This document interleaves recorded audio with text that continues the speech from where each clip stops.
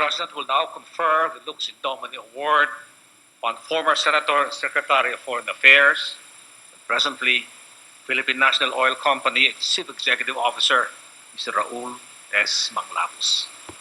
Mr. Manglapus is requested to stand and approach the center stage. Mrs. Pacita, Manglapus, and San Francis are requested to join Mr. Manglapus on stage for the conferment ceremony.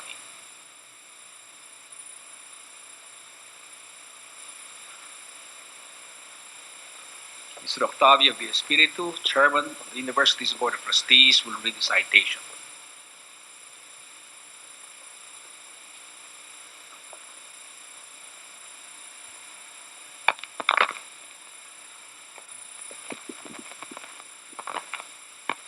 The oratorical genius of Mr. Raul S. Manglapus is legendary. It is said that when the young Manglapus joined an oratorical contest, President Quezon was bound to listen and then leave when Mr. Manglapus' turn was over. The President, in fact, used to ask Mr. Manglapus for advice whenever he had to make a speech before a young crowd. He could not have found a better advisor. For the addresses of Mr. Manglapus ring always in the right registers, their cadences and rhythms, a moving music of words. But it is not for his dexterity in language that we are honoring him today.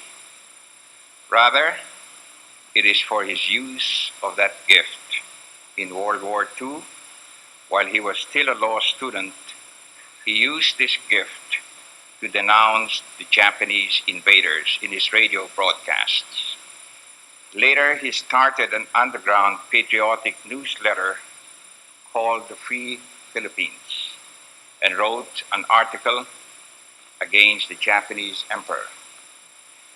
That last act of defiance led to his capture, torture, and imprisonment, first in Fort Santiago and then in Bilibid.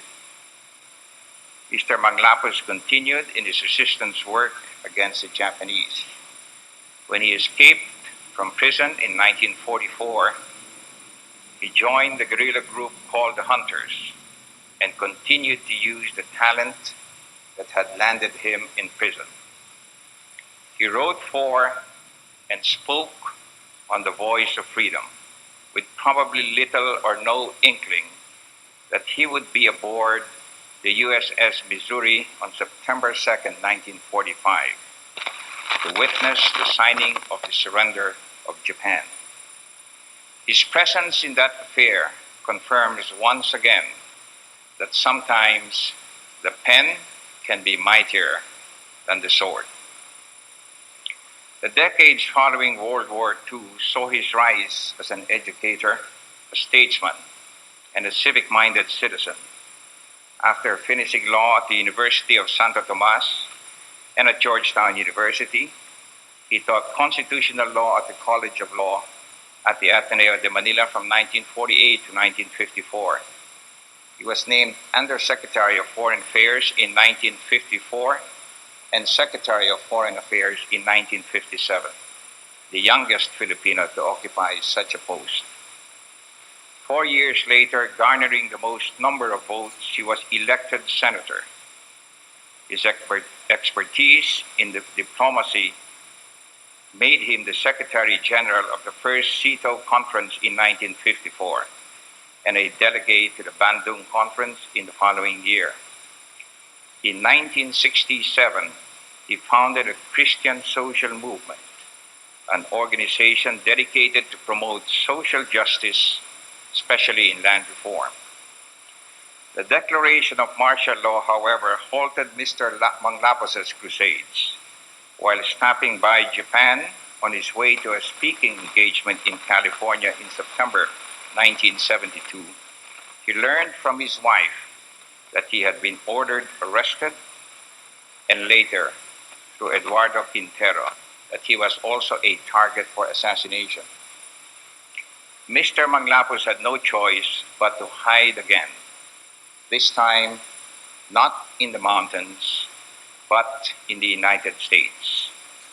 Again, with a graceful pen and an even more eloquent tongue, he wrote and spoke to restore freedom in the Philippines. Mr. Manglapus returned to the Philippines 2 days after the Marcoses fled. Under the Aquino administration, he served as senator and as Secretary of Foreign Affairs. But perhaps it is not so much for his heroism in the resistance against Japan or during martial law that we wish to remember Mr. Manglapus today. It is not torture, nor exile, nor even death alone that makes one a hero, but a solid commitment to change society. When we look back at Mr. Manglapus' career, we see this devotion daily renewed and daily pursued to alter society for the good. Even now that Mr. Manglapus has retired from active political service, his words continue to charge each succeeding generation with the ideals by which he has lived and by which he continues to live. Who is not stirred when he reads his defense of the common people, the little folk who are unfairly accused of ignorance, improvidence, refusal to comply with health regulations, non-support of family, gambling, indolence, vice, and non-cooperation with the government. It is for this ideal, the inalienable right to be free, that Mr. Manglapus committed his life and his work. It is for his generous offering of his talents, indeed his entire person, in the pursuit of every person's inalienable right to be free, that he is truly lux in Domino, light in the Lord. In recognition of his lifetime service to the Filipino people as a war hero, a champion of freedom and justice, a distinguished leader in presidential cabinets, and a legislator, the Ateneo de Manila University is proud to confer upon Raul S. Manglapus, an outstanding alumnus, the Lux in Domino Award.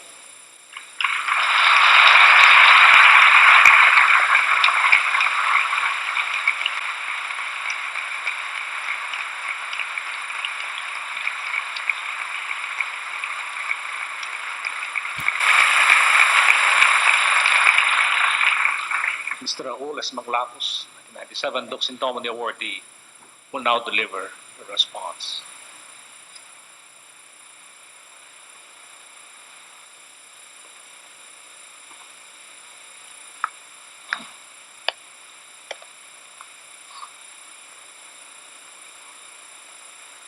The awardees this afternoon were all requested to limit their responses to 3 minutes.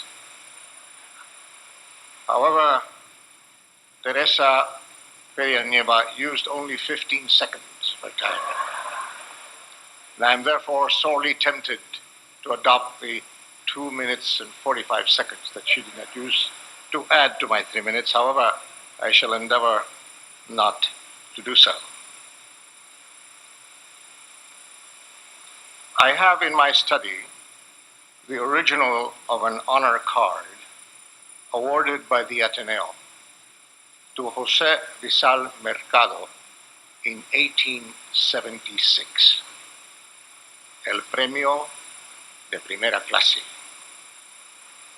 It was a gift to me from his grandniece, Asuncion Lopez Rizal, who is here with her distinguished husband, Antonio Bantu, and their daughter. I would ask them to please rise to be recognized.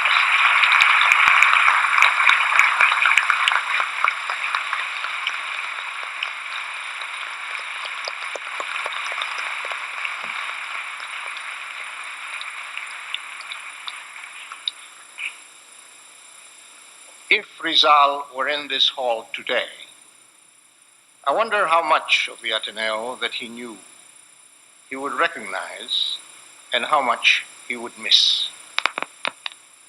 He went to an Ateneo housed in one graceful building in Intramuros, where I had the first years of my own schooling before it burned down. That Intramuros building was a de facto memorial to Jose Rizal, in stone and in wood carved by the peerless Tampico. But some of its original spirit had already been lost, even before the fire. The study of Greek had ceased, and soon Latin, while persisting in Padre Fara, would die in Loyola Heights.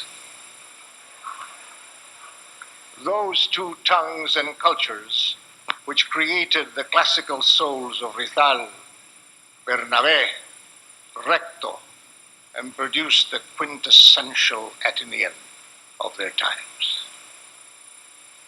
Yet, I see something here at which Rizal might be relieved.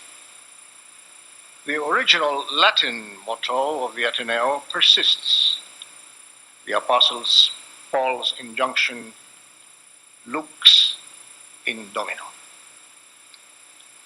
Its message would remind Rizal of the light in the Lord, which he received in close contact with men in black clerical robes, and moved him to a personal piety that would inspire him to carve a statue of the Sacred Heart. I just read in the program that the duplicate of that statue will be tendered to our cardinal guest this afternoon. The Latin context of Lux in Domino would remind him, at least in part, of the Greco-Roman civilization that molded his thinking and enriched his writing style, preparing him first for Junto al Pasi, and then Noli Me Tangere and El Filibusterismo, works that would rouse a nation and cause his Spanish Jesuit teachers at once openly to throw up their arms in despair and privately to rub their hands in satisfaction over the talents of their favorite pupil Pepito, in whom they were well pleased. That this Latin motto persists in the Ateneo, of course, pleases our generation of Padre Fara Ateneans, only one of whom is present here, one of the few surviving members of my class, Simplicio Sopon. Siopon, will you please rise, Nene, to be recognized?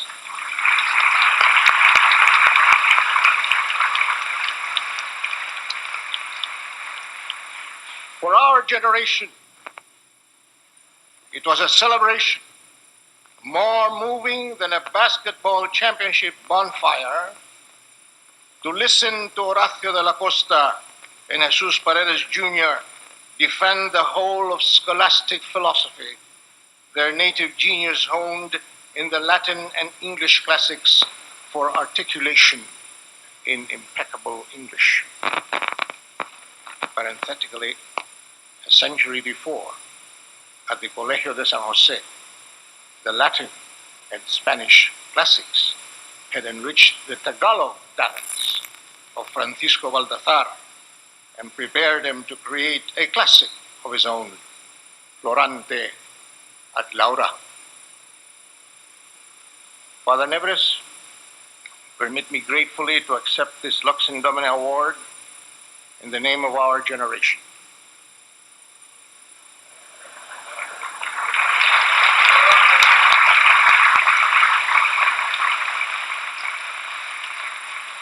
I think you should rise again, Nene Siopon. We are the only two left here.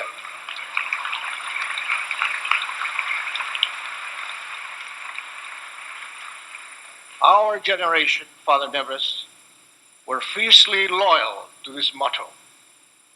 For us, an Ateneo education meant excellence, certainty, and, if you will, outright commitment to the front line of the defense of the magisterium.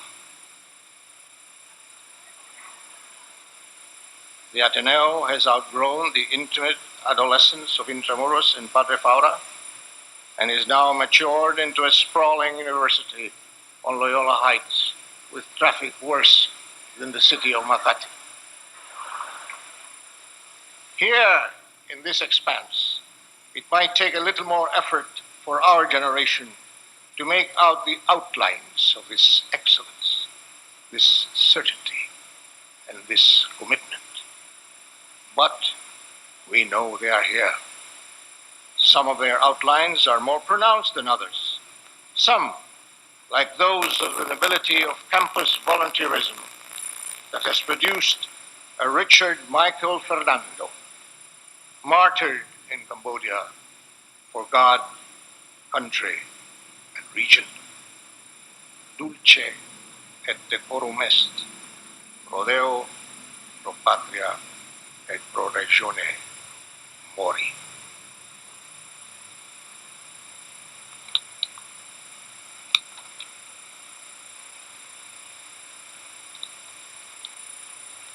The light of the Ateneo burns ever brighter, even as the flame and the fame have begun to transcend the traditional parameters of classical education. The Ateneo now excels in cyberspace, in the law, in the sciences, as it did in the classics. It excels in heroic sacrifice too, ever basking in the reflected glory of the light of the Lord. Rizal and St. Paul would doubtless be pleased.